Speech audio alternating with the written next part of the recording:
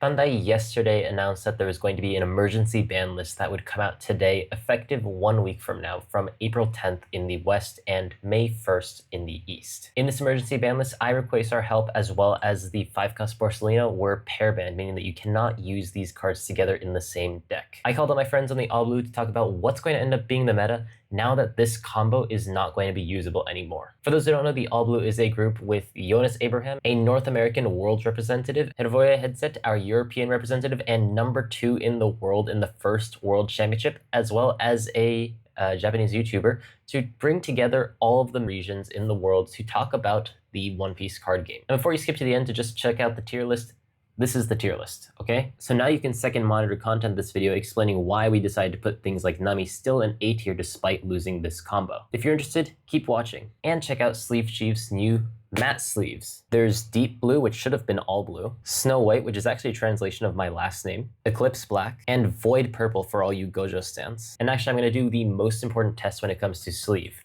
Are white sleeves transparent? Because for some reason, a bunch of sleeve brands decide to make their sleeves completely unusable in tournaments by making the backs transparent. And as you can see, even in a harsh light, there's absolutely no trace of the back, no matter what you do. This card is designed for tournament play. Check out SleeveChief in the description below and use my code Kai5 to get a discount on your purchase. Thank you so much for supporting my sponsors and getting nice TCG goods for yourself. And let's talk about this emergency ban list. Jonas, what time is it there? 6:52. Jonas, wake up. It's 6:52 in the morning. Borsalino and Quasar have been pair banned. What are your thoughts? The announcement was less than 3 hours ago, but geez. I mean, when everyone saw the announcement, I think everyone expected it. At least some sort of either Quasar ban or pair ban. So honestly, when I was going to bed, I expected exactly the same thing as what happened. So nothing's really too surprising. How are you feeling, Hrvoje, about this?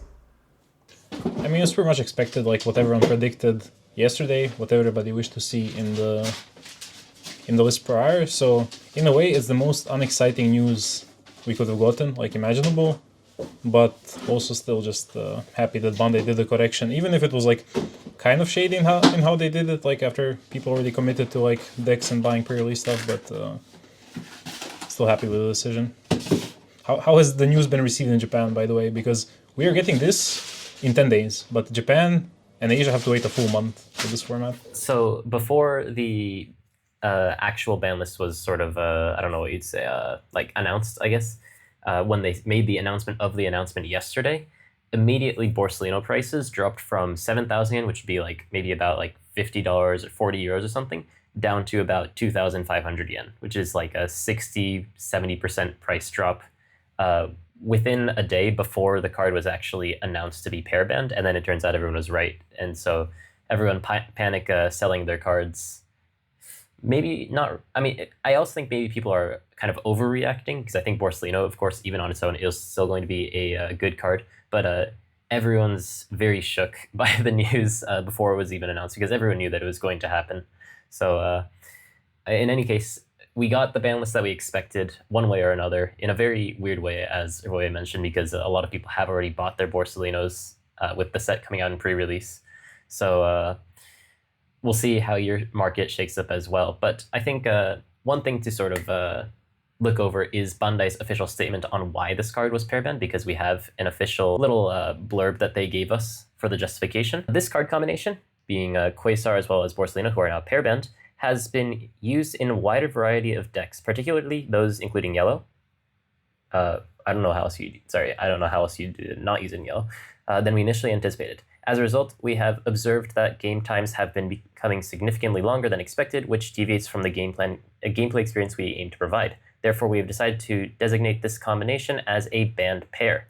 To maintain an enjoyable game experience with a huge diversity of decks for all players and fans, we continue to monitor the game environment and implement revisions if necessary. In essence, I guess what they're trying to say is that it wasn't necessarily a balance problem, it was just that games are going on absurdly long. So I think as we were kind of talking about before we started recording this, it would be fun to sort of predict how the meta is going to shake up with a little bit of a tier list. As someone who's been working on BY Moria for like a day or so, especially the infinite combo that you can use regarding the OP15 ores to make sure you can bottom Quasars to the bottom of your deck every turn.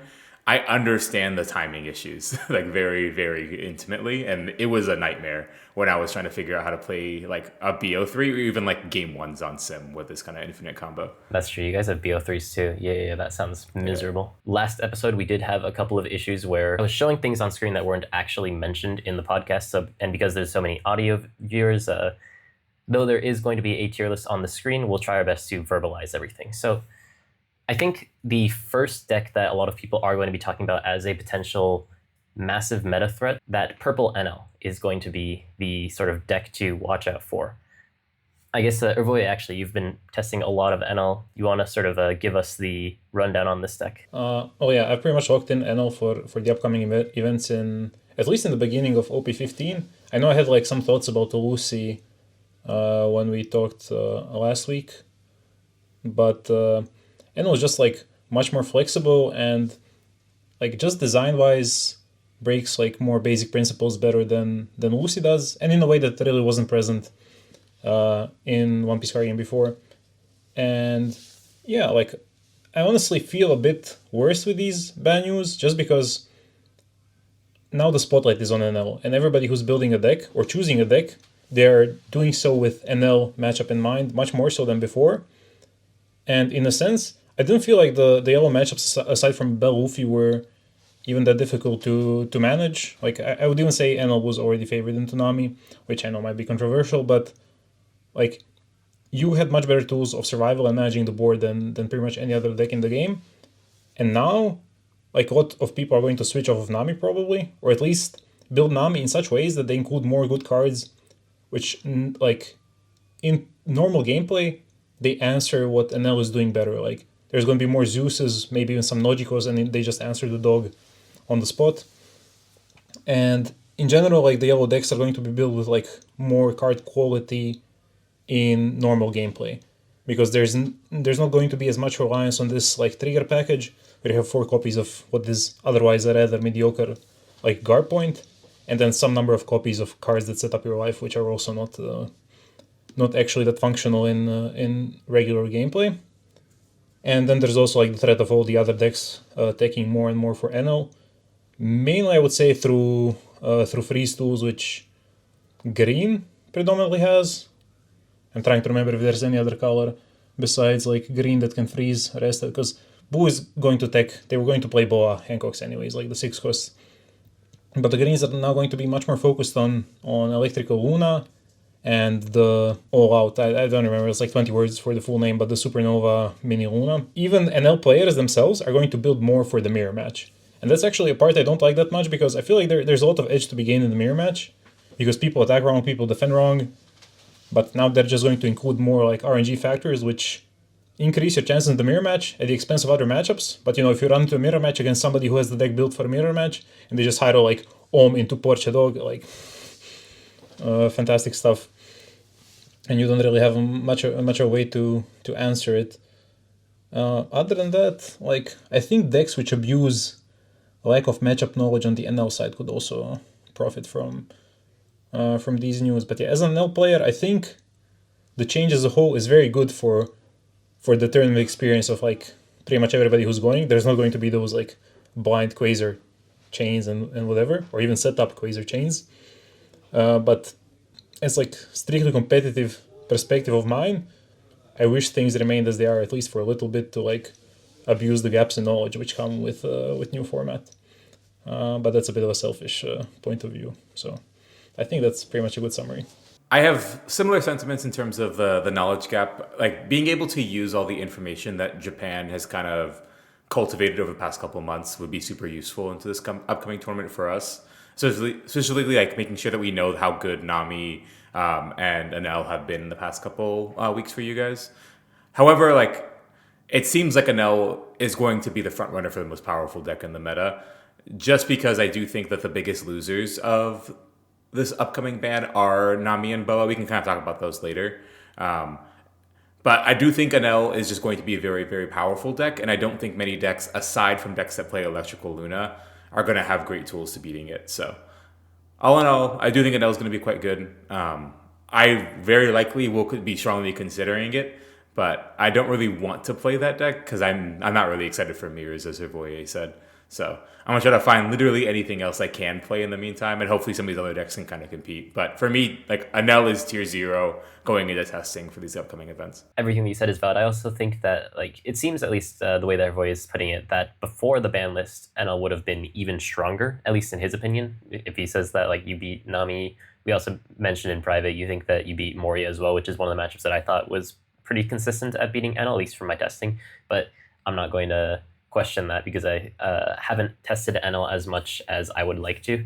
But I think regardless of whether or not he has maybe more eyes on him, I think those eyes on him are justified. Just having so much deck power, absurd strength in his deck, and then once you get that 6-cost Searcher Enel rolling, you just find all of your pieces basically. So I think that this is a pretty confident S tier deck, and one that everyone's going to have to consider when they're going to be choosing their decks. I think we talked a little bit about Blue Yellow Nami and Blue Yellow Hancock. I think that, especially because we were talking about the Borsalino Quasar pair ban as a whole, Nami, a deck that has been, in Japan at the very least, kind of considered tier 1 alongside Enel/Lucy, more holistically looking at the meta, just what a lot of people have agreed upon. How do you feel Nami is going to take this spam list?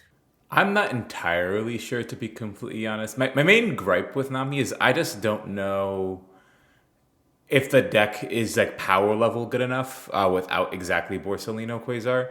I feel like there's a lot of situations where you can kind of run out of threats against decks like Lucy. I mean, the matchup was bad against Lucy anyways, but now it feels like it's a lot harder to stabilize in the super late game against Enel as well.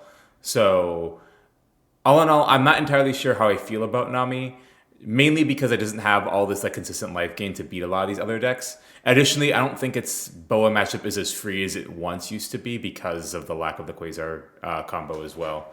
I still think it's favored, but I think a little bit more work.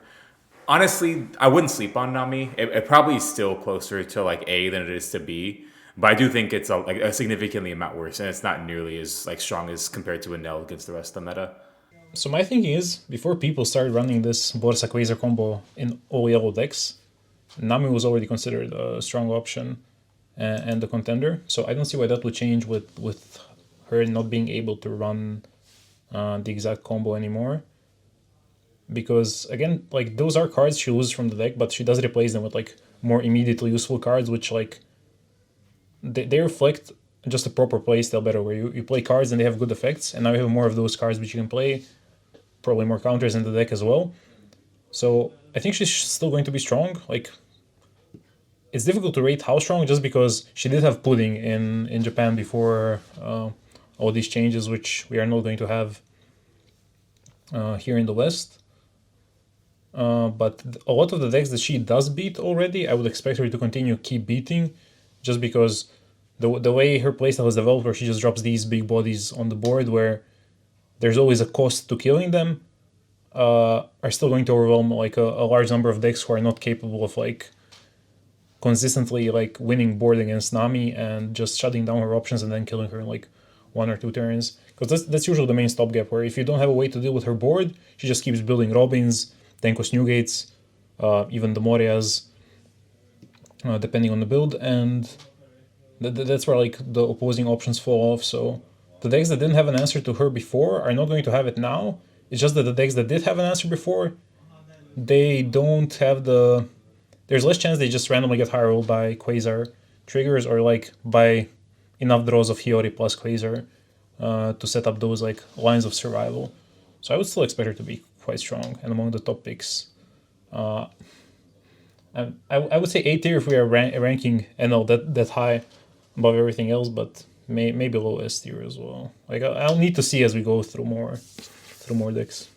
Yeah, I think everything you guys say is valid. I think also, as especially Hrvoje mentioned, the extra space that you get in your deck now that you can't run Quasar means that you can put in things that are good into a lot of other matchups, like Nojiko or like Zeus, for example. And especially, like, this is going to be hypothetical, so I may end up being wrong on this, but I do feel like with all of the pair bans and the hits to a lot of yellow decks, I think there's going to be a pretty decent resurgence of Yellow Luffy, especially as Enel is one of those premier picks within the meta. And I think that Blue Yellow Nami, just being a 7,000 power leader, also having access to really cheap bouncing effects like that 2 Cosmological is going to have a really good time into Luffy. So I agree that probably in that at least A tier range, we can kind of maybe discuss if it's worthy of being alongside Enel still, despite some of the nerfs that it's received. Only time will tell with that one. How do you guys feel about Boa? Boa kind of fell off the map, mostly due to Nami, it feels like, in the Japan meta, just because of how rough that matchup would be. Despite the fact that the Quasar combo had a very low opportunity cost in Boa, because you want to play cards like the Nyonba, the Gloriosa that stacks life, and all that other stuff. It didn't seem like it was too much of a hassle to have the combo. And now you don't have it. It's not that big of a deal. You can still play Borsalino. Is Boa a lot better now, or does it still have similar problems where it's still not good into Enel, and if Nami still is a contender, it's still going to be a hard matchup? It doesn't seem that great for me from my perspective with Boa, but I wasn't a huge fan of Boa even in this current meta for us. So, Kai, what are your thoughts on Boa in this upcoming Quasar list meta? So I think that a lot of the reason why Boa was considered good within the meta in Japan for the short amount of time that we've had OP15 so far was because she could survive a very long time with Borsalino, and the Quasar enabled that very well with all the cards that you already run, like that Hiyori and like that Nyomba. And but I think that especially in the Enel matchup, if you don't get a couple of Borsalinos on the board, then you do end up getting run over, just not having enough time in the game. So I think that not only losing that combo, but also losing the 4-cost pudding lets a lot of decks play in different ways where they can just take all their life, and then your leader effect, half your leader effect basically doesn't matter anymore because they just take your board back. You don't have the means to survive very long. Your board doesn't stick as hard anymore. You don't have this omnipresent threat that you feel like you used to have. And so, at least in my opinion, I didn't rate her very high before, after they announced the pudding bans, and I think that I probably rate her even lower. I would say like C tier deck for me, but I might be sort of like over dooming that deck. Yeah, I'm not sure what we probably all have our own gradation scales, and it's going to be difficult to sync up as we do the video. But I agree. Like Boa, a lot of her power hinged on like the presence of pudding in the deck list, like the fact that your opponent had to consider the fact that you can just like after you play the 9-cost and you are at 0 life, pudding Femur, like GG, because it's really difficult to defend from a big swing with just 5 cards. And now the decks can just play to go down to 0 life, take over the board, and have counter for that one big swing, and then just win out from there. And I think she also shares part of the problem that's going to be common in this meta for 4 life leaders, and that is that she can die very fast to Enel. Like that's going to be very, very big for all the 4 life leaders that have no way to like gain free counter value through leader power-ups or whatever. And then there is that factor as well that some of the other leaders, they just go to 7k, 8k, 9k. And her bodies are generally not good at dealing with that. So I was thinking B tier, but that's already a first symptom of us all not having like very aligned idea of where the top and the bottom of our list is going to be. But yeah, I'd also rate her significantly lower than Nami as a pick in the upcoming meta. I like B as for right now, because I think she's still going to be fine, and she might have some pretty good matchups. Yeah, maybe I probably just hate the deck a little bit too much that I want to see her gone, so I'm trying to will that into existence. But I mean, she's still, she can still trigger Gorgon Sisters out of first life, and that's always going to be strong for sure. Well, those are, I guess, the premier Quasar users. I guess still not the worst within the meta, but obviously not going to be as terrifying as they were before. Not necessarily that the Quasar is what made them strong to begin with, as we've kind of discussed, but I do think that because they have these defensive tools sort of stripped away from them, maybe some other decks may also move within the meta. I think that actually one leader that I want to talk about a lot is going to be Lucy, because Lucy was very popular in recent Japanese meta due to the fact that it has a very good matchup into Blue Yellow Nami. But if Blue Yellow Nami's play rate comes down, where do you think Lucy may end up within this meta, Jonas?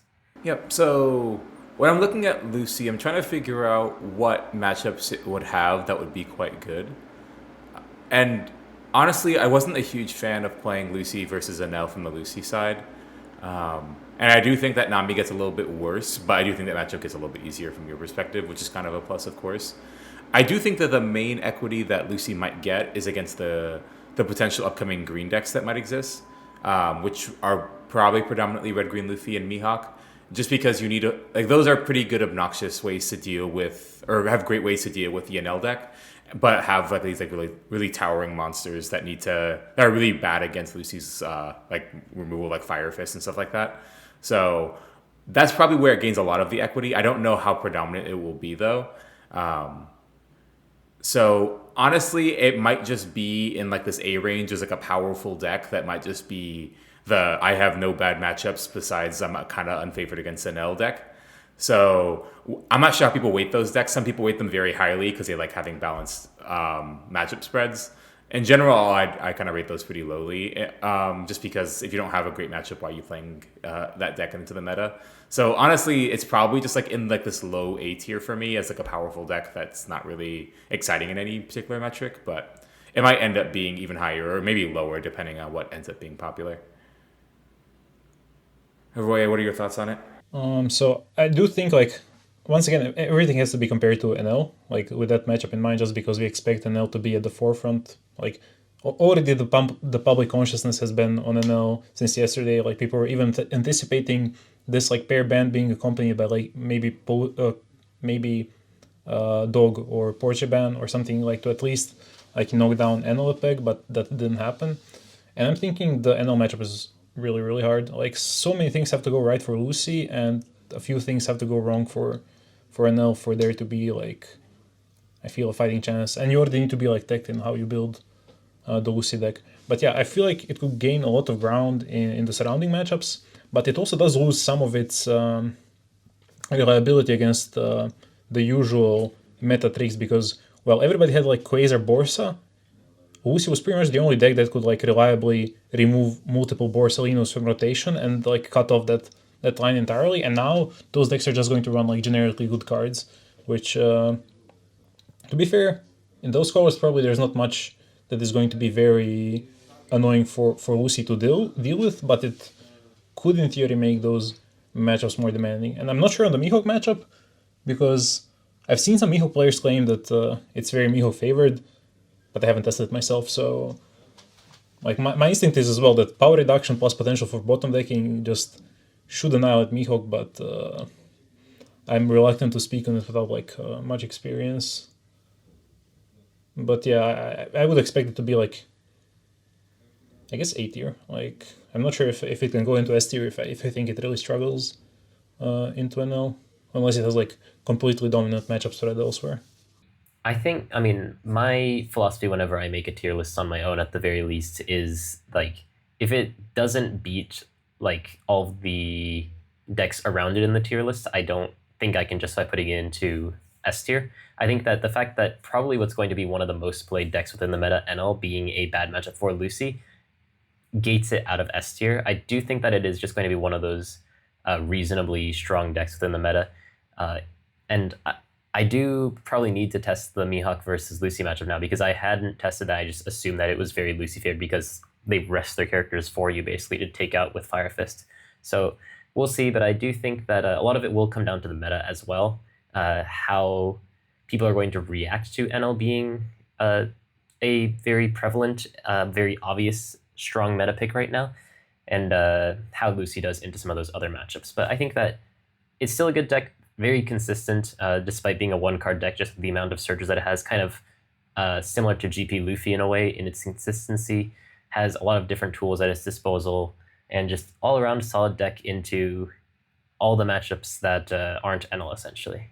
So we'll keep it in A tier for now. Okay, I think actually we have talked a little bit here and there throughout this tier list about Green's return, especially I think that, I mean, everyone was calling the Borsalino Quasar decks Yellow Slop, but I think that Green, in a way, also has their own version of Green Slop, where it's just which Green deck can use Luna the best. So I will maybe re-ask this question towards the end once we have more Green decks on the tier list, but I think that one that has been popping up a lot in Japan as a very solid Green user is Red-Green Luffy. Do you have any opinions on this deck? First of all, I think the deck, in the way it plays, it kind of can cause similar problems to what Borsalino Quasar Loop does, and that some games can take so long, because what it does is trying to defend with like almost always 4 or 5 open dawn while establishing a board, which it is then going to use to take over the game. And what has been its weakness throughout the previous formats, like in OP13, for example, is that the decks that can answer Luffy's board can kind of negate his ability to defend itself, just because once you lose board dominance completely, you lose. And he can kind of band-aid that against Enel by having the ability to freeze everything. It's not like Emu where the board like restands itself every turn you play a 10 cost. Like if you freeze the board, you can continue freezing it. But the problem is, you need to have a board of your own. And the only real big bodies that the deck plays are the Sanji, the Luffy, and the new Zoro. And if decks start teching to remove those bodies consistently, then pretty much all those matchups that can do it are doomed.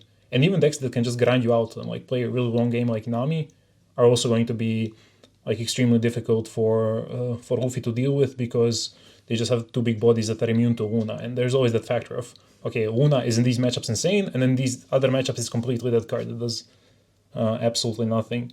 So I think it's a good deck. In terms of being a Luna abuser, the fact that it has its own searcher for Luna is good enough. But the way it plays, I don't think it will appeal to a lot of people. I think people who already play it and are really good at it, like shout out to Rickmaster, they are going to thrive in this meta just because people are not going to be prepared for these disciplined and grindy games. But people who haven't already played it, I don't think they will find joy in picking it up. So just off of presence alone, I feel like I would rate it in B tier, even though it maybe deserves higher than B. Yep. I'm probably pretty similar in the placement, probably in B tier. A lot of the strength of this deck obviously is in Luna, but I do think that the gap that exists because of the absence of Roundtable is pretty significant. I do think that Roundtable kind of showed up a lot of the weaknesses of the deck, where if your opponent like establishes a lot of big units, you can just kind of fold because you can't. 5 down isn't good enough to beat a bunch of like 10 and 11k swings reliably. So not being able to kind of deal with those guys on like a turn-by-turn basis and kind of really only relying on Luna is going to be pretty difficult for this deck to kind of succeed, I think. So all in all, I think it loses a lot of power, but I do think it's going to be very, very powerful against decks like Enel. And like the card Electrical Luna is going to be quite good against a lot of this yellow slop, even against Lucy, Purple Enel. So against the decks that are going to be quite powerful and expectedly prevalent, Luna is going to be a like powerhouse. It just depends on what the other kind of rogue decks look like. Yeah. I honestly haven't tested this deck nearly as much as I've wanted to, but just I think that if we look at Luna users, this is one of the decks that can use it a little bit better. So I would have rated it like kind of low A tier, but you guys are both saying B, so let's throw it in B. How do you think it compares to Hancock, though? Do you think it's lower or higher than Hancock? I'd be more happy playing Luffy than Hancock, I think. Yeah, I think part of my rating is the fact that I expect almost nobody to play the deck. Like it might be more of a dark horse than Hancock is, just because Hancock in that color combination, there's already like a better leader to choose for tournaments. Yeah. Usually when I make these tier lists, I try to disregard play rate and just think how I would rate the decks just pure power-wise, which is why I would have put it in A tier. But, I mean, we can, of course, move these around as we go, so neither here nor there. But, I mean, speaking of Luna, we might as well just talk about kind of all of the premier Luna users at the very least that we were talking about before this call. And let's actually go on to an old favorite of a lot of people, Green Purple Luffy. Hrvoje's favorite deck, or one of his favorite decks. Okay, so disclaimer, I haven't played like any real games with it so far in 15, but it does go wide fast. It cannot search Luna, but it can search like a mini Luna in the All Out event. And I've seen put up results in the East. So my expectation is that the deck should still be quite decent, because it did get new support. Like you can run the Mamaraga and you can run the 6-cost Brook to like further extend your game pushing potential. The only thing is, if you're playing against Enel, they kind of have to gift you some opportunities for game pushes, because they can always like minus down to 4 Dawn to not give you the rush Luffy when you really want the rush, and they can kind of play around that. But yeah, you can set up like insane lethals, and you have protection to like now that the Robin is out, you can handle the matchups like Emu or Ace much better. So yeah, the question is just like, is this approach of abusing Luna where you race better than abusing Luna when you just stall out the game as you build up the board, which is what RG Luffy is doing? My instinct tells me no, but that's just because I'm like a very risk-averse player when it comes to choosing decks and like playstyles. But it might just work out better because realistically, GP Luffy kills other decks very fast. So Yeah, I do think that GP gains a lot of extra equity against these yellow decks. Just because I think that you can just like very easily just like, I know you're strong them and they probably just lose on the spot. And the pressure is so much that they can't even keep up with you a lot of the time. But yeah, I do think against like Enel, against a lot of these other like a little bit slower decks, it's going to be, or even faster decks, I think you're going to get run over. So I do think that some games are going to be hard. And I do think that the card specifically, 5-cost Wiper, is going to be a pretty hard card for them to beat. From the Sky Luffy deck and from Kalgara, just because I do think they gain a lot of equity from having these big units. And the second they even get shrunk by 2k power, it might be hard for them to kind of keep up. So I'm not a huge fan of GP, but I do think that the card I know you're strong and the fact that it's so aggressive with these good counter options now, or defensive options now, is going to be super interesting. But for me, GP has passed in terms of its spotlight into this meta or in the One Piece card game, and I don't think the new cards have kind of pushed it enough to be good enough. I think I'll probably put it in B. Oh yeah, I'll be behind both RG, Luffy, and Boa for me. Yeah, I think that's fair. Yeah, I think it's difficult for me to rate the deck because I was never actually a huge GP Luffy player, but I do think that just when you specifically compare it to Red Green Luffy, Red Green Luffy's sort of game plan is to play out the game very slowly, stall out the game with your leader effect, and Luna plays into that very, very well, whereas Green Purple Luffy is a more aggressive deck that also has this Luna to sort of stem the bleeding for a turn while he's trying to keep his aggression, which works for some decks for sure. Like Green Zoro running the Luna as well is something that we have seen in the past as well. But just in terms of this meta where you need to really be focusing on how you're going to deal with Enel's aggression, I do think that Red Green Luffy feels a little bit more aligned in its goals in this meta. So I think this is perfectly understandable. And I think we did mention a little bit of Yellow Luffy, so maybe we'll talk about that soon. But I do want to round out our green decks, at least that we've had prepared. Maybe we can add a little bit more later on with Mihawk. We did mention that this deck, we're not 100% sure how some of these matchups go. I'm still assuming that Lucy is going to actually win this matchup. If we end up being wrong, my apologies. But what do you guys think about this deck? Yeah, so I've seen a little bit of the Mihawk decks that people have been playing OP15, and they've kind of become kind of Shanksless for the most part, where they're kind of relying almost entirely on the 6th Law, and then 9-cost Mihawk to kind of close things out. And 9-cost Mihawk weirdly seems very powerful into this current meta. It stuns a lot of the obnoxious like 6-cost units or characters that are kind of being very annoying, and like the 10k stat line is going to be pretty hard for any deck to kind of punch back into. So I do think it's quite good, and obviously like Perona searches for Electrical Luna or I Know You're Strong depending on how you want to configure the deck. So it does have a little bit of searchability there that Red Green Luffy also boasts.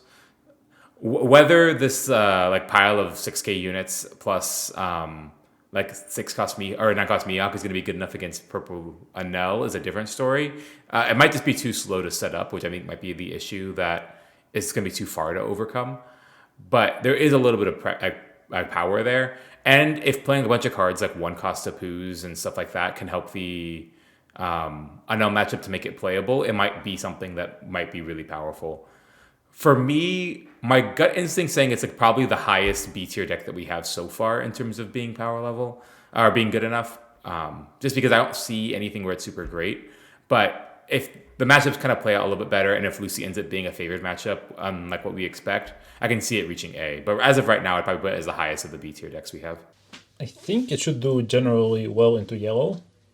Or like it does generally well into yellow, and then the problem that could arise from that is that with less people potentially playing yellow because of the bear ban, which I don't think is a guarantee, but it might happen. It does kind of reduce his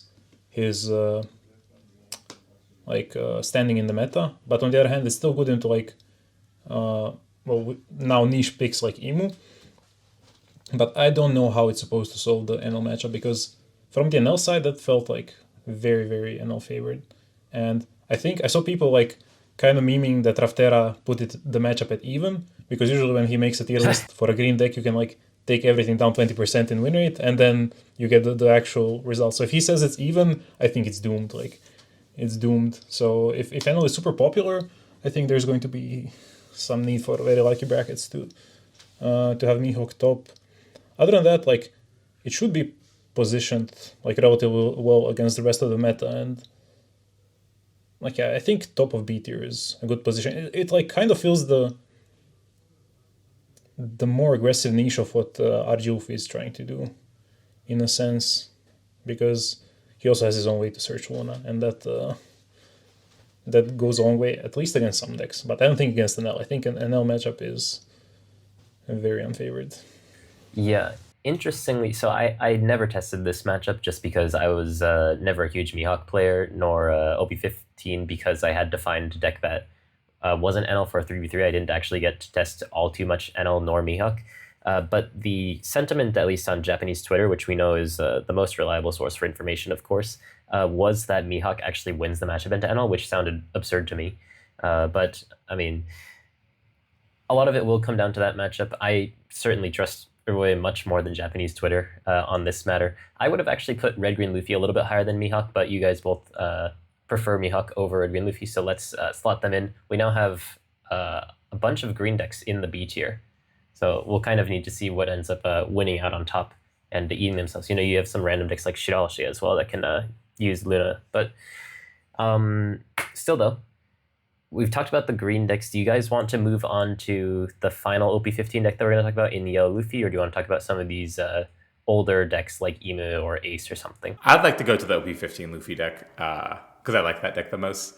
So I think the OP15 Luffy deck is the only deck on this list that can boast having a favored matchup into purple and Enel. And I think that's like by far and away like the only thing that almost any deck in this tier list can even boast, and that's a good thing for me. So that's like one of the main reasons why I'm attracted to it.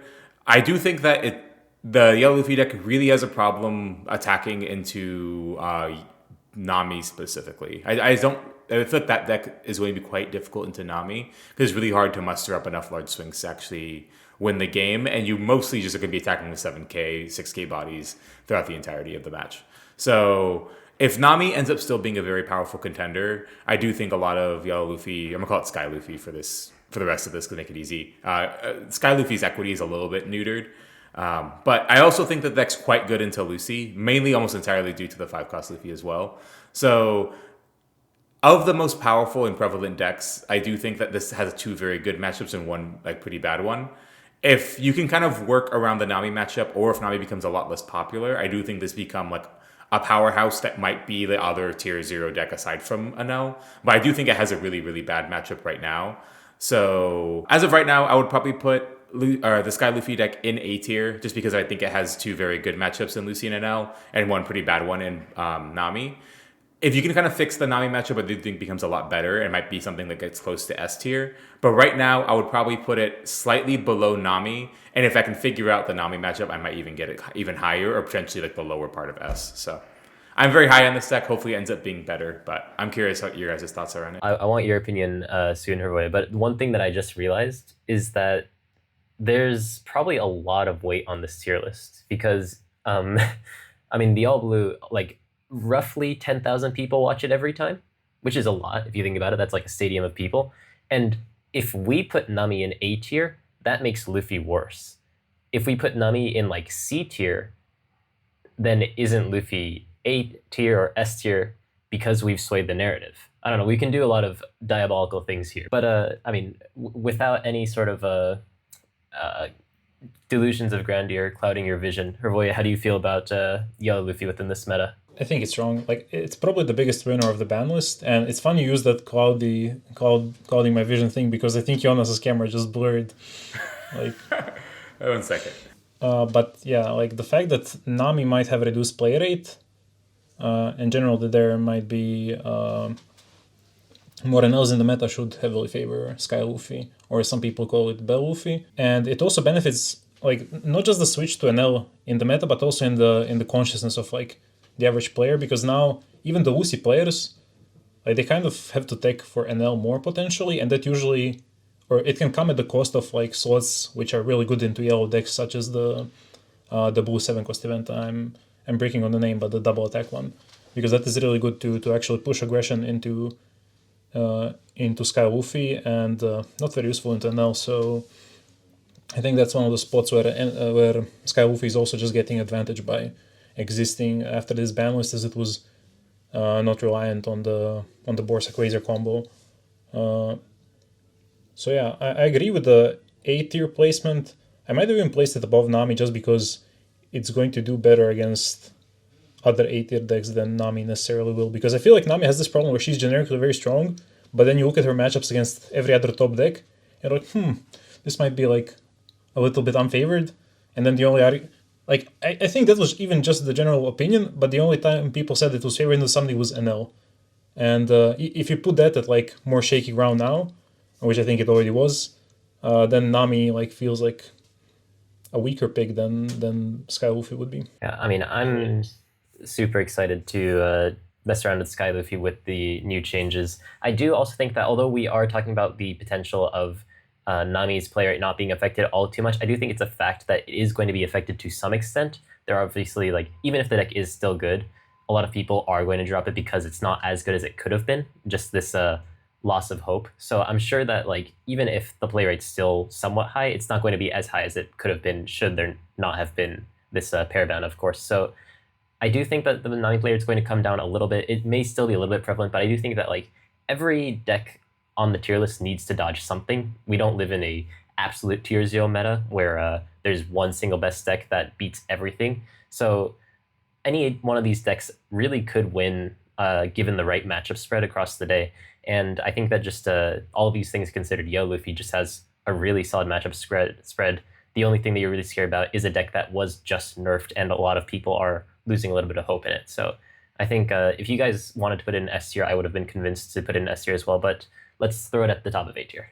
Yeah, and I just want to say, because it's something I checked since talking about Blue Yellow Nami, the Japanese national champion. I know this was EBF4 format and not OP15 like it is in the West, but he did not run the Rayquaza combo, and he only had one pudding in the list. So to be fair, he had 3 Red Rocks, which do rotate out, but like the deck was already a powerhouse like before the combo was discovered.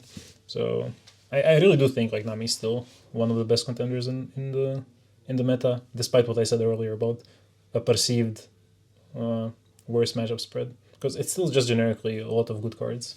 Yeah, I mean, also, technically, we have Rago, or Kingdom Come, coming back as well, which isn't exactly Red Rock, but, I mean, it's a card, I guess. It's an option, and maybe a little bit easier to use if you're not really centering your game plan around this infinite heal through Borsalino Quasar. But I guess, actually, I didn't mean to make this segue, but speaking of infinite heals, Black-Yellow Moria, another sort of interesting deck, one that could potentially be affected by the pair ban, or it absolutely is, because there is a version of it that definitely abuses, to say lightly, the Borsalino Quasar combo. But I have a lot of opinions on this deck as well. I want to see what you guys think about this first. Okay, so I'm devastated over the pair ban almost exclusively because of the Moria deck, because I really wanted to see if I could make the infinite heal deck work. As like a quick summary for the people that haven't seen this deck pop up throughout a little bit of like flagships in Japan, basically the core of this deck is this new OP15 Ors that says on KO you can bring him back from your trash, or as he dies, back into play by bottom decking 3 cards from your trash. So if you just put 3 Rayquazars to the bottom of your deck every time, or Rayquazars or Morias, 8-cost Morias, and then keep healing with Borsalinos when you get super low on your deck, you can pretty reliably stack a bunch of Quasars or Morias to bring back 4-cost Zoros to repeatedly gain life every single time. It's obnoxious. It's probably one of the most cringe decks I've ever had the displeasure of playing in this game, but it was ridiculously powerful once it got going, and not many decks could even try to beat it. Nowadays, now that the Quasar ban is, or the pair ban is effective, I don't think that combo can really exist, obviously. Just you don't have a free gain life in the bottom of your deck every time with a blocker, which is ridiculous. But I do think that this deck has a decent amount of legs, almost exclusively because of 4-cost Perona. Forecast Chrono lines up pretty well into the Enel deck. Just like stunning the 6-drop reliably, which is super nice. And you can kind of poke your opponent out nonstop with all these 6k swings. You might just get ran over by purple Enel all the same, which might end up being a concern because you don't really have like ways to gain a lot of initiative back, and the life gain isn't as like clean as it once used to be. So I'm not entirely sure if this deck is going to be as strong as it or as powerful as I expected it to be.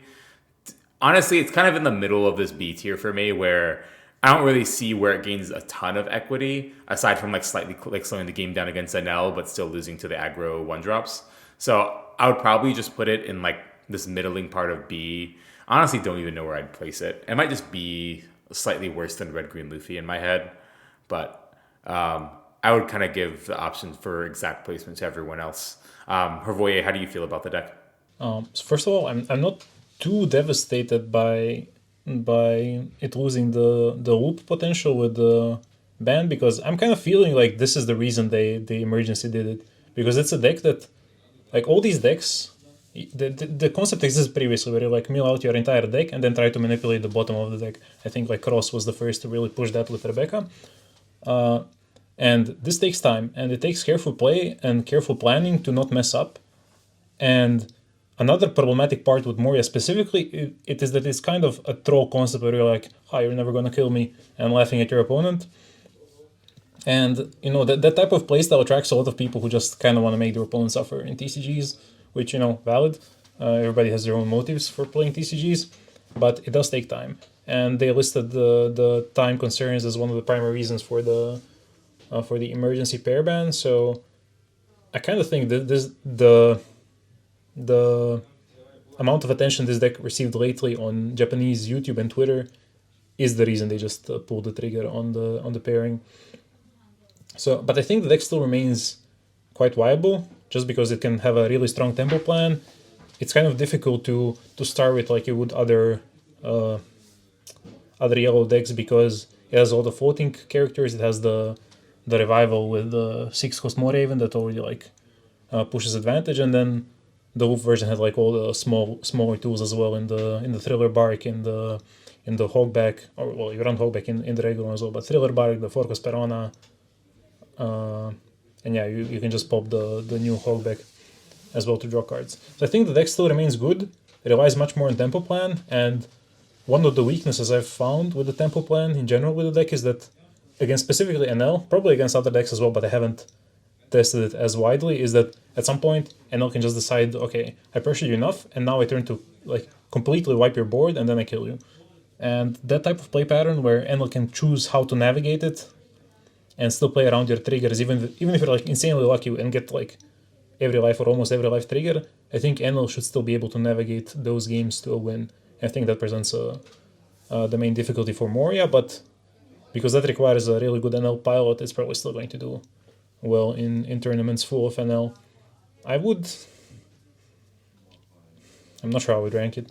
I want to say a low A tier even, just because I do think the deck is very potent, and like you need to know how to play against it. You need to know when to go live, when to go board, when to keep your blockers up, and that's something a lot of people are going to underestimate or get wrong unless they specifically test against someone who is good with the deck in that matchup. So I'll probably put a low A tier even. So that might be... Yeah, let's go low A tier, just to not complicate. In my opinion, it's actually like a mid to high A tier deck. I don't know if it's actually better than like Nami or Luffy. I do think it's better than Lucy, in my opinion. Let me send you the list that I used at Bandai Card Game Fest, and I'll also, I guess, pop it up on the screen for people who are watching. So when I went to the Bandai Card Game Fest 3v3, this is before the Infinite Borsellino loop was discovered, so I didn't really consider that as an option. But this version of the deck just doesn't run it at all, neither Borsellino nor Quasar, and just really focuses to sort of play a more aggressive tempo game.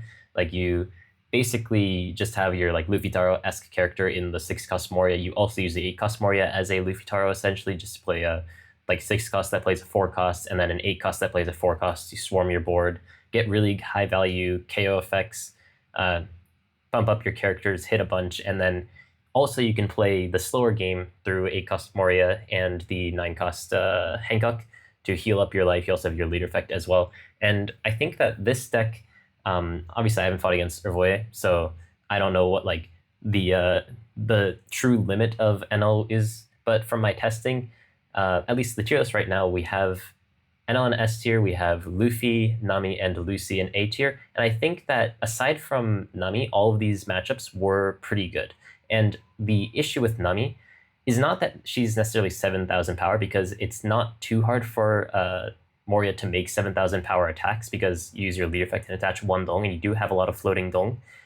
The issue was that they survive so long that you eventually just get out-resourced and outpaced and eventually lose that way. And I think that like Nami not having as much time doesn't necessarily make the matchup winning, but it makes it a little bit easier. And I think that just overall having decent matchups into most of the higher tier decks, for me at least, justifies putting it in A tier at the very least, or definitely not an S tier, but like for me at least, I'd put it over Lucy. But I do think it's kind of like in that range. I mean, I'll defer to your testing, to be completely honest. This deck I haven't really tested that much. It's the OP15 meta. But if you're really liking a lot of its matchup spread, I do think it's probably worth at least putting in the A tier. So I'm fine to put it like right above Lucy, to be completely honest. The Hrvoje said bottom of A, you said mid B, I said mid A. I think that like bottom of A is like a pretty reasonable middle ground for that deck. I also think I might be a little bit struck with Cope, because it's a lot of fun to play that deck. I do recommend it though. You know, you've been playing Infinite Borsalino, and this deck, even if you don't Infinite Borsalino, still pretty good deck. So I do think it's something that you have to consider.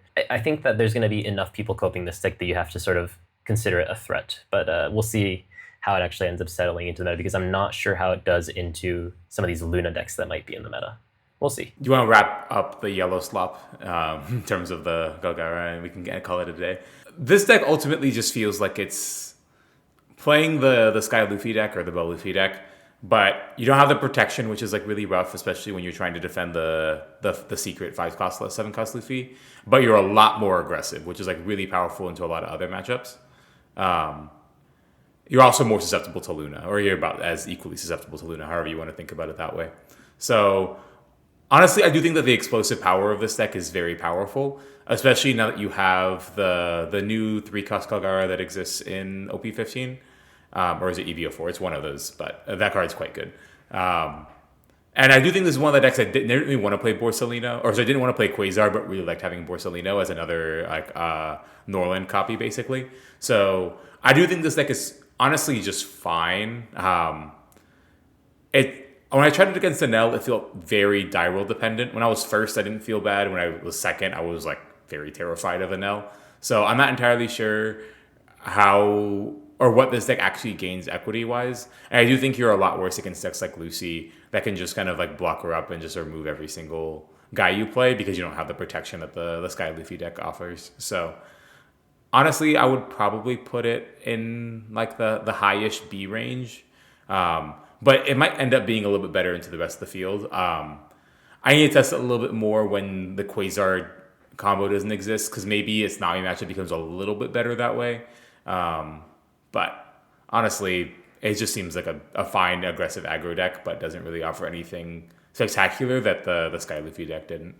Hrvoje, what are your thoughts? Yeah, I think it might actually, among the yellow decks, despite the fact that it wasn't like a user of the Rayquaza combo, it might still lose out on the ban list, just because if we're working with the assumption that a lot of people now turn towards cards like Luna and All Out, like all the green decks by default become more common and worse for Kalgara, because those are the cards that just blow Kalgara out as pretty much, like, not pretty much, all the bodies it runs are affected by the freeze effects. And yeah, I'm not sure if there's any way for Kalgara to play around it. Like, you can keep healing, you can keep overplaying bodies, but these matchups that can outlast it or straight up race it with the help of Luna, like we've already seen Kalgara face the same problem in OP, I think it was 12 or PRB2, when GP Luffy was like what was shutting Kalgara down outside of like. Well, to be fair, I lost one top 8 to Kalgara as GP Luffy, but I also didn't draw Lunas, I think. I think if you draw Lunas, then the green matchups become a lot worse. And yeah, all these like removal-based decks could hurt Kalgara, because now he doesn't even really have space to run the protection packages like he used to in the form of 2-cost Shirahoshi or similar cards.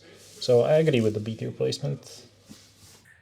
Yeah, I think that it's. I agree with you guys. I think that you also have to consider that, like, a lot of the times when you're picking a deck, like we mentioned with all of these green decks, you have to compare it to the other decks that fill a similar niche. And I do feel like Moria, in my opinion, at the very least, feels like a more consistent, better aggressive deck than Karagara, just due to the fact that Karagara. I mean, I did test this matchup a lot because I was hoping that Karagara would be good into Enel, but going second into Enel feels pretty bad, honestly. And I think that if you have like a dice roll matchup into the top tier deck, as well as being a, in my opinion, at the very least, weaker version of decks that already exist, I think that I kind of agree with the B tier placement. How would you feel about right now? B tier is Mihawk, then Red Green Luffy, then Boa, then Green Purple Luffy. How do you feel like maybe this would place among them? It might be worse than all of those. Yeah, I think it might even be CD now that I'm thinking about it. Like, I'm not sure how crowded the tiers are already looking. The A and B are very stacked right now. Yes, C it is. It's the best of the C tiers. Yeah. Okay, we'll throw him in C tier right now. I do think everything that we've mentioned is unfortunately valid in that he isn't really affected by the Borsa Quasar pair ban, just due to the fact that he wasn't necessarily a deck that gained too much value from that Quasar to begin with, though he did really like having Borsalino. He can still use the Borsalino, but that doesn't necessarily mean that he's that much better in the meta, because the things that he were fearing weren't necessarily Quasar. They were things that are still going to remain in this meta. So we've gotten past all of our yellow decks. There was a lot, actually, looking back, just I guess kind of speaking to the dominance of Borsalino at the very least in this meta. But maybe let's move on to a deck, and actually a color that we haven't talked about at all yet, and that is black. I think there's two pretty good black decks in this meta. We could maybe talk about Teach. We'll see how this discussion goes. But my beloved Imu-sama. How do you feel about Imu within this meta? Maybe starting with you, Jonas. I love the Emu deck. I just can't imagine playing it in this meta. I think the main issue is I think that Purple Enel is just horrendous of a matchup. Mainly just Mamoragan can just invalidate both Warcurie and what was the other one? Mars. And just like kind of make you go for a game despite all the setup that you did for your 10 drops. And the fact that it goes so many bunch 5/5s or sorry 6/6s every single turn is just so much for Emu to have to counter out of. So a lot of times you're going to be stabilizing, get like 1 after your first 10 drop, if that, if not 0. And then a couple like very convenient Mamoragans that is going to like just kill you on the spot. And none of your removal lines up well either. So it seems like it has a horrendous matchup there. I think Yellow Luffy is going to be similarly, or not nearly as bad, but similarly awful. And I mean, Mihawk still might exist. All in all, I just don't see where it has like great equity. Even Lucy might end up being quite hard, just because like a bunch of 9k blockers kind of does like a mini 10 cost Newgate impression. So I'm not happy about playing Emu, mainly just because a lot of the decks that we think are going to be quite powerful just like seem to have these natural Emu counters. So Emu, despite the fact that I think it's like one of the most broken decks that ever printed, might not even make A tier in my head. It might just end up being bottom of A because it's just fine and decently powerful. But realistically, it probably should just be in B. So the way I see it, like, yeah, I think the Enel matchup is horrendous, but I think it gains a lot of ground against yellow decks, aside from Sky Luffy, because yellow decks you can starve, especially even Boa now that you can like reliably survive the big unblockable swing, you can starve, so you can just like clean up their board and then just kill them in like 2 turns. But the problem is like Yellow Wolf you cannot starve, and Enel like kills you very, very fast. Like it has the same 4-life problem, except he swings in a way that can invalidate like many of the counter events. But against Yellow, you know, you can wall up with the Warcuries until you clear board, win board, establish tank cost, go second tank cost, maybe in third, and you win. And then you also still have like good like standing into stuff like Red Green Luffy. I'm not sure how the Lucy matchup is. Like my instinct was always that now that they don't have pudding and they cannot like pound stage pudding you, you can actually like try to force a parked tank cost, which you cannot activate because with both stages you spend alt and on. But now if they deal with the stage, they're not answering the tank cost, so you just resolve tank cost. And if they answer the tank cost, for which they already need to take some cards, like 4-cost Fire Fist, sorry, 2-cost Fire Fist. If they do that, then they're not dealing with the stage, so you just do tank cost next turn anyways. I'm not sure how that plays out in games. I'm sure Kai tested and has way more experience. But aside from that, like other matchups that could be problematic is stuff like GP Luffy. They just go super fast now. They have DMGs, they have the new Nami, and even that a deck like that, if they swarm fast enough and they go first, now that it has the protection of Robin, it can just run you over. So I'm of the same opinion that it should be somewhere in B tier, but I would probably rate it above everything besides Mihawk, I think. The Lucy matchup from my testing, it is a little bit nuanced. I do think that it's pretty close, but in my testing at the very least, it may also be a bad Lucy pilot, not knowing the matchup as well as part of the factor. I do feel like it is Emu favored. There is the thing that you mentioned where once you, even on 10 Dong, for example, you play stage and then play out your 10 costs, and then the opponent has to decide, like, you can't resolve it, of course, because that used all 10 Dong regardless of the stage that you chose. But the opponent has to decide if they want to get rid of your stage or if they want to get rid of your 10 cost. And either way, you're basically going to be able to resolve another 10 cost on the next turn, whether it's the one on the board or another one out of your hand. So that matchup has felt rather fine because Lucy just doesn't develop their board all too much. So Lucy has to do a whole lot of things. They have to develop Leo. They have to get Cavendish on the board. They have to start spamming these 7 cost Lucy's while also getting rid of your stage at a good timing to actually make it favorable. And if Emu can just survive long enough, just kind of walling up with a bunch of Warcuries because Lucy can't deal with those cards, then eventually Emu gets those Gorol sit online and he can win that matchup.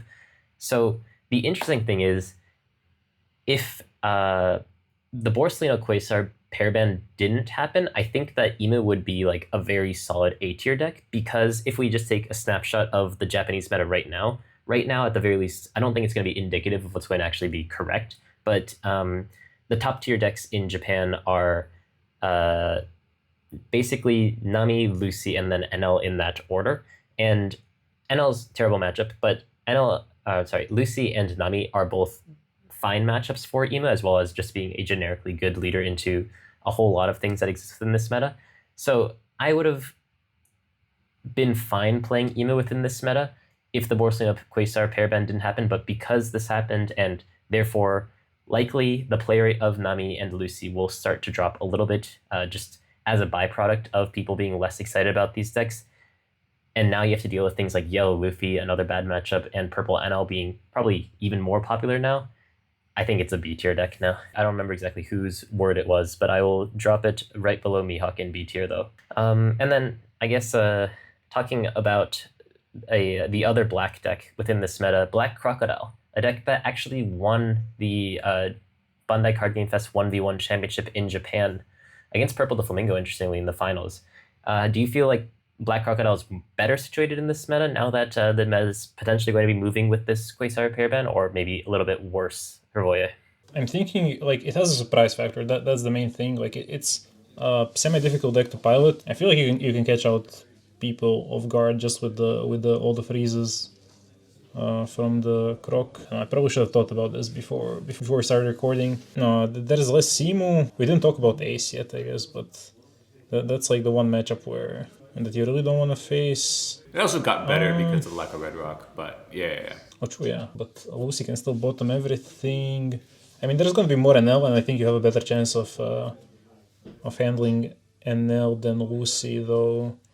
Even then, I think it should be good for Enel. I mean, I guess the long and short answer is I'm not sure how it affects Crocodile specifically.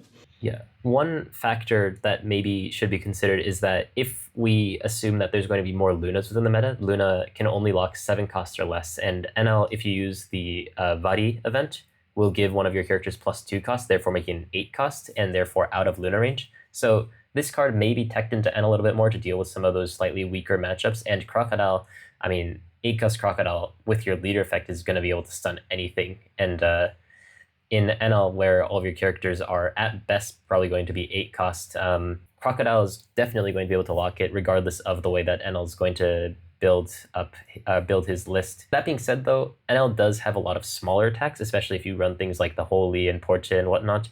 Those attacks are going to be quite annoying for Crocodile, and Crocodile doesn't deal with those smaller chip damage as well as something like Luna, which just blanket locks everything. So I'm also not all too sure, honestly, where Crocodile may land within this meta, but I do think that it has some benefits if we look at the meta as a whole. I do think that exactly the new 7 cost Luffy does help a lot of the chip damage problems that it has.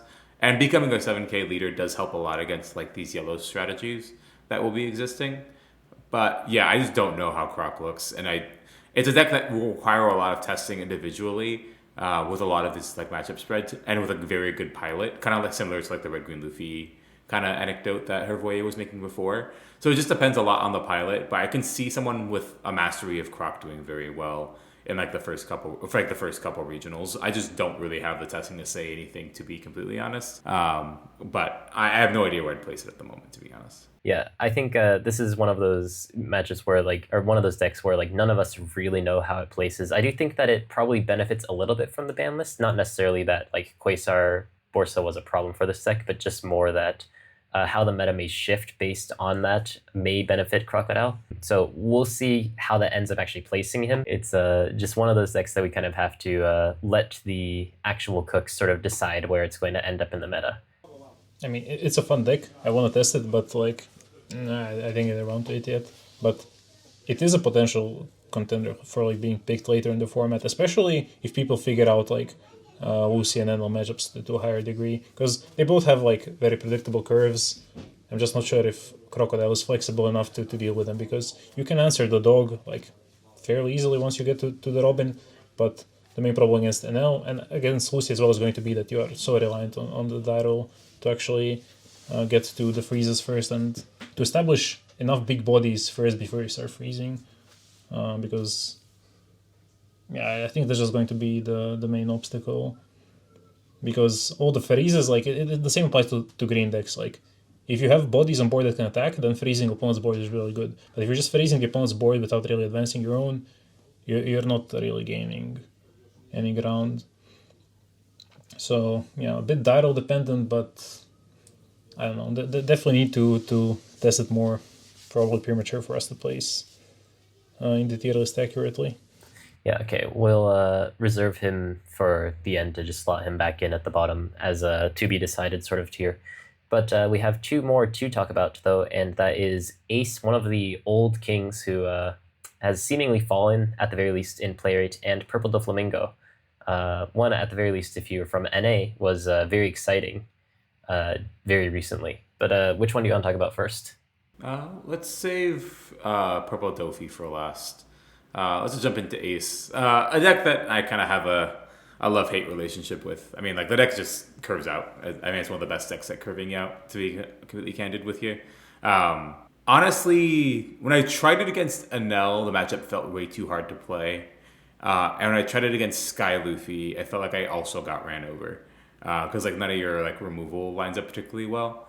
Obviously, the 6-cost Boa can help slow you down a little bit, which is one of your better cards that exists in the current deck.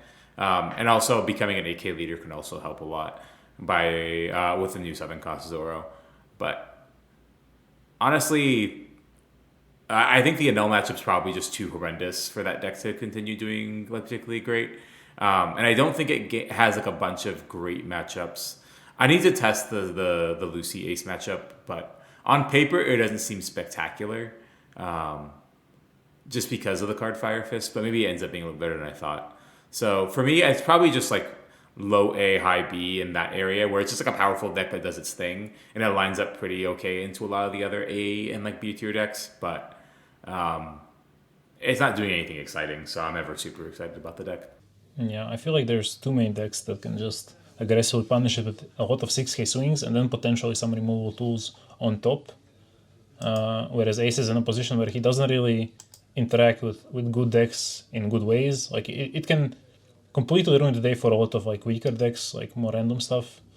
We're not seeing Rosinante much more, but I know that there's a Croc 1 at my locals who is very sad every time he has to play against Ace, because that matchup is so uphill. But yeah, against Enel, he's just going to struggle. Against Lucy, he's going to not have the happiest time. I don't know. It feels like he does a lot better into the weaker field, but then in actual top cut matchups, he's going to be. Actually, I guess not all of them. But yeah, I would say he's middle of the pack very much, with more feasting on the average deck than on the top decks. But he does do well into Nami, and the fact that we have Quasar Borsa pair ban potentially means less Nami, potentially means less of the more popular good matchup. Yeah, I think I basically agree. It's kind of one of those weird things where I feel like it's always very similar to Emu in standings, where like if Emu goes up in the tier list, it tends to kind of go up. Not necessarily that they actually interact with each other, but it does feel like the meta shifts at the same time as these decks. So I feel like there's a lot of vibes in deciding the placement, so I hope people don't take these to heart too much. Like actually deciding the positions, there's too many minute details that go into it. But yeah, I call him middle of the pack, so I would rank him around the same as well, like close to Emo probably, which I think is fitting because they have been like throughout the time very similar power level. it does feel like a lot of the new leaders are made specifically to be Ace and Ema. So, I mean, it's just one of those things that we need to wait for actual support, which we may get, to be fair. OP16 has Whitebeard Pirate stuff, and OP17 has Elbuff stuff, so maybe we get some Gorose cards and whatnot. So we'll see. But for now, I mean, the decks have been getting abused recently, and so yeah, let's just chuck it in the middle of B tier. And bring us to our last deck before we sort of maybe mess around with our tier list a little bit more. Purple Doflamingo, who, I forget his name, Nathan, I think? Nathan someone? Nathan Fong, yeah. Yeah, Fong. Got number 2 in the world? Oh no, sorry, he went number 4, right? Number 4, yeah. Yeah, And second yeah. place at Nats. Yeah, second place at Nats, number 2 or number 4 in the world with Purple Doflamingo against all odds. How does this deck do in OP15? Has, I mean, kind of a Luna in the 10 cost Doflamingo, but a little bit more expensive. Yeah, so I have a weird feeling about this deck. So when I was testing it initially going into OP13 and 14, it was 14. The deck felt powerful, but I couldn't figure out how to play that deck properly. And like sometimes it felt like relatively underpowered compared to like the really powerful decks that existed, like Ace and Emu. But now obviously Nathan just kind of shows the power of the deck, and obviously got second in that Japan CS as well. I'll be honest, I just don't really know how this deck lines up against these new decks, but I can see it being very annoying for decks like Sky Luffy because it has a lot of ways to invalidate really large swings. I'm just not entirely sure if it can keep up with Enel, like how fast Enel can kind of keep going. And I'm not entirely sure if it's that good against Lucy either. So I'm not entirely sure about how good the deck's going to be. I don't want to give it a grade right now, but it seems kind of low A-ish kind of area, or maybe even like mid, as low as mid B. It just depends a lot on the pilot, and I just don't really know if it's good enough to kind of compete against these new decks. I haven't tested the matchups. Yeah, it's a difficult deck. You need the reps on it, and I haven't tested into OP15 decks either. I think usually a sign of how the deck is going to perform against Purple Doffy is how well it can deal with the 5 costs. Because if you can remove 5 cost Rosinante from the board, or really any of the supporting pieces, which sometimes means having to bypass Virgo, then you're going to have a much easier time into the deck because you disable a lot of the threatening events, you disable the free ramp from the Eikos Doffy when it's attacking, and by doing that you pretty much invalidate the ability of the deck to chain 10 costs, which is usually the nail in the coffin. And now the question is whether Enel can for sure like deal with both Vergo and Rosinante just because they're kind of small-sized bodies he can just rest attack into.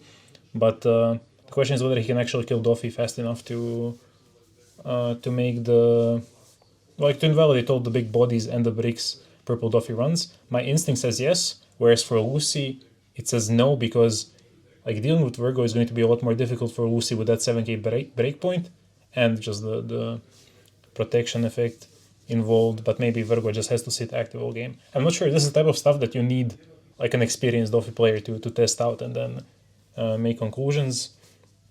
So yeah, I'm not sure how it fares into all those decks, but we do know it does well into the popular yellow decks, which is, well, the reason it got second in Japan and in US and just fared decently well at Worlds. It only does poorly into other decks which can like get to big bodies faster and have more impactful big bodies, or just that can deal with its board efficiently, which is part of what Emo did to take over the matchup with like grounded plus Mars.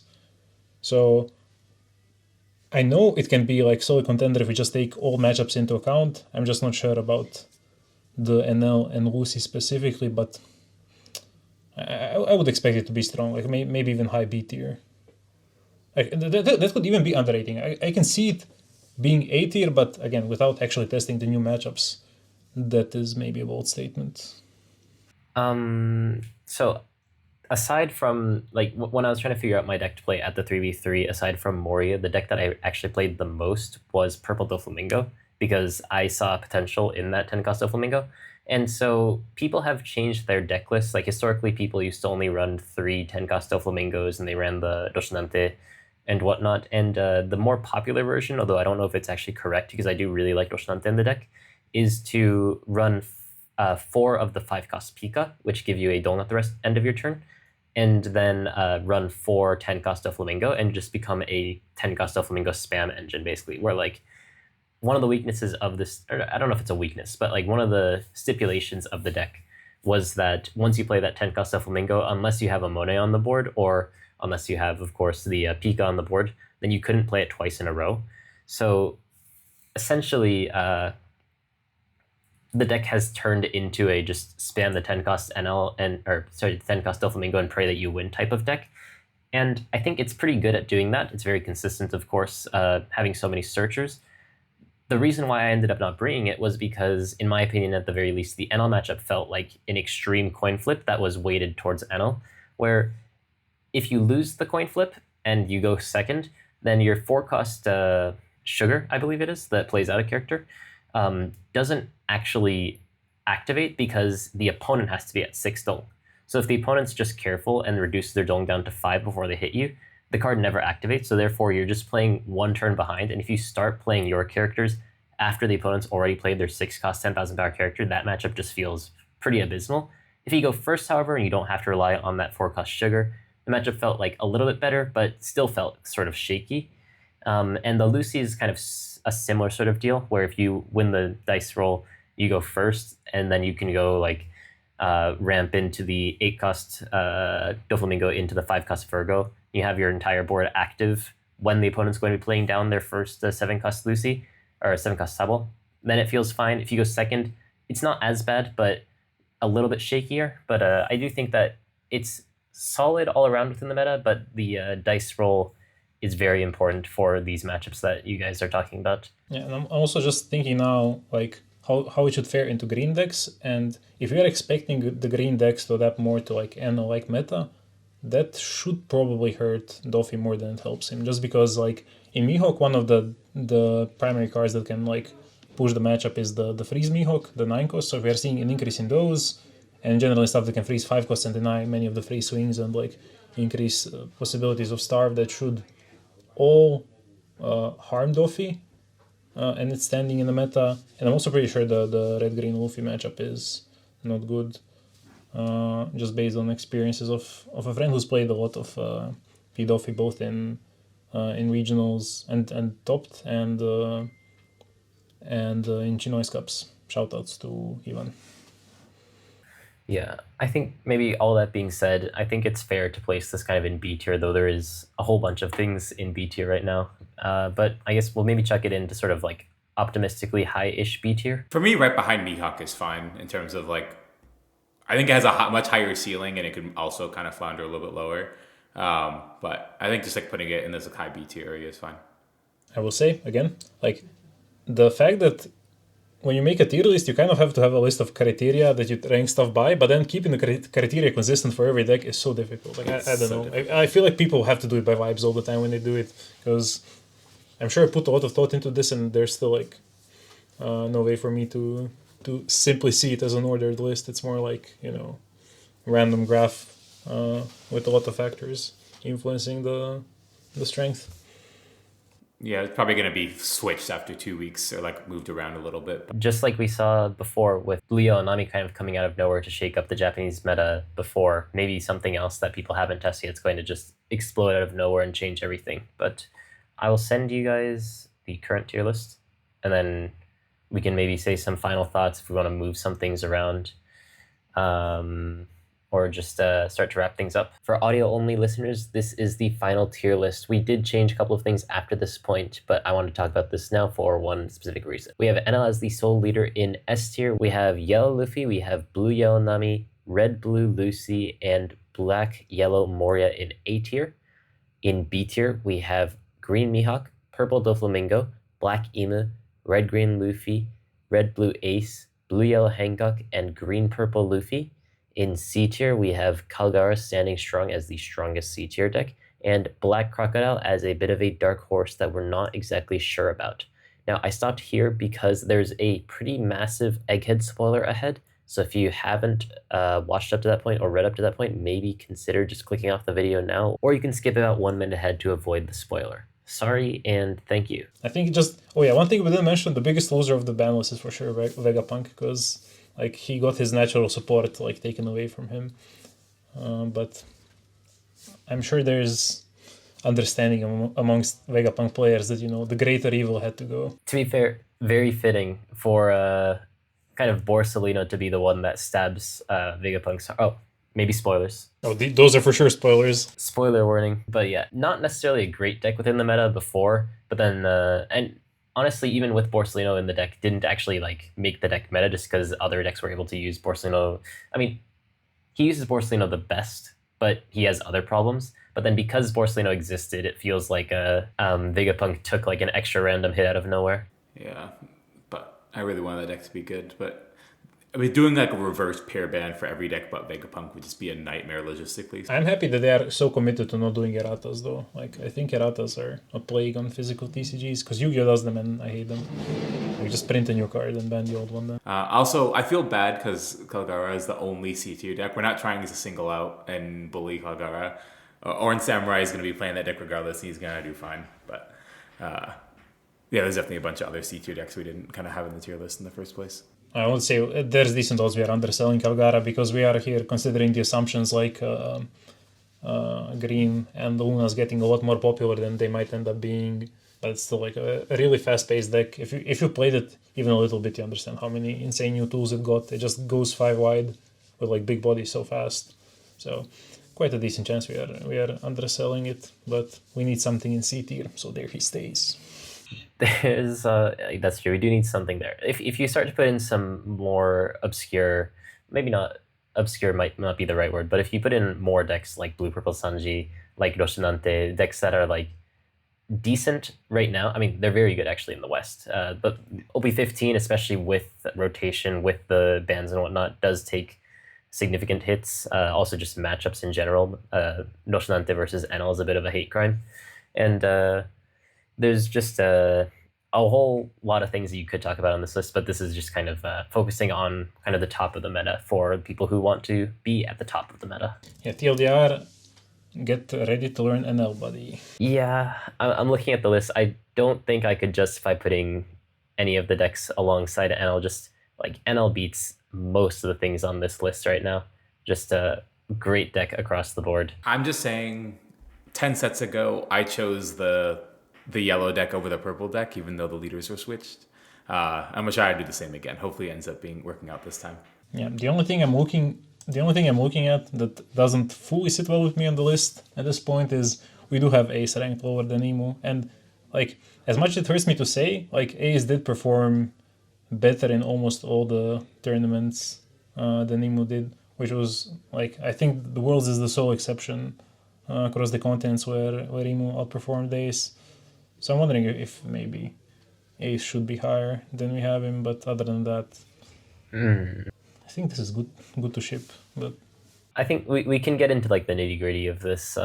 Like I definitely think that like Ace has the potential to be a little bit higher. Like I'm messing around with him on the tier list right now, but both of those decks do have clear strengths and weaknesses, and a lot of it's just going to come down to what ends up happening on the day and which one you're more comfortable with when it comes to which one you should actually end up picking. So the smaller differences between where they rank within the tier doesn't matter all too much, I think. But yeah, I think let's start to wrap this up then.